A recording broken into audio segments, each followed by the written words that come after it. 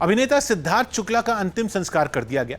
उनकी postmortem report तो आ गई है, लेकिन उसमें उनकी मौत की कोई आधिकारिक वजह नहीं बताई गई। कहा जा रहा कि अभी 2 और टेस्ट करवाए जाएंगे, जिसके बाद सिद्धार्थ की मौत की वजह पता चलेगी। पोस्टमार्टम के बाद सिद्धार्थ का पार्थिव शरीर सबसे पहले उनके घर लाया गया, जहां अंतिम दर्शन के बाद सिद्धार्थ का पार्थिव शरीर मुंबई के ओशिवरा शमशान घाट ले जाया गया और बारिश के बीच उनका अंतिम संस्कार किया गया। शमशान घाट के बाहर जबरदस्त भीड़ दिखी, जिनमें टीवी के वो जाने माने सितारे भी थे जो अंदर नहीं जा पाए। इससे पहले सिद्धार्थ की मां, बहनें और उनकी दोस्त शहनाज गिल भी वहां पहुंचे। शहनाज जब गाड़ी से वहां पहुंची तो रो रो कर उनका बुरा हाल हो चुका था। उनकी हालत देखकर जाहिर हो गया कि सिद्धार्थ के जाने से वो गहरे सदमे में हैं। वो इतनी बेसुध थीं कि उनका भाई लगातार उन्हें सहारा देता दिखा। शमशान घाट पहुंचने के बाद शहनाज ने जैसे ही वो एम्बुलेंस देखी जिसमें सिद्धार्थ शुक्ला का शव रखा था, वो बदहवास होकर उस ओर दौड़ी। बिग बॉस 13 में सिद्धार्थ और शहनाज की दोस्ती सुर्खियों में रही थी, जिसके बाद दोनों ने एक साथ काफी काम भी किया।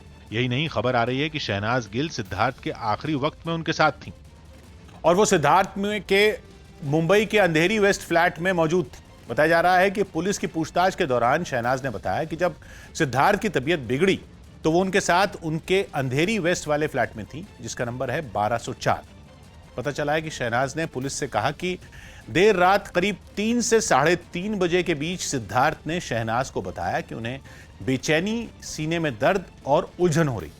सूत्रों के मुताबिक शहनाज ने पुलिस से कहा कि सिद्धार्थ ने जैसे ही उन्हें बताया कि वो ठीक महसूस नहीं कर रहे तो उन्होंने उनकी मां को फोन किया। सिद्धार्थ की मां उसी बिल्डिंग के 5वें फ्लोर पर रहती, यानी कि उनको आने में ज्यादा वक्त नहीं लगता। खबर है कि शहनाज का फोन आते ही उनकी मां उनके फ्लैट में पहुंची।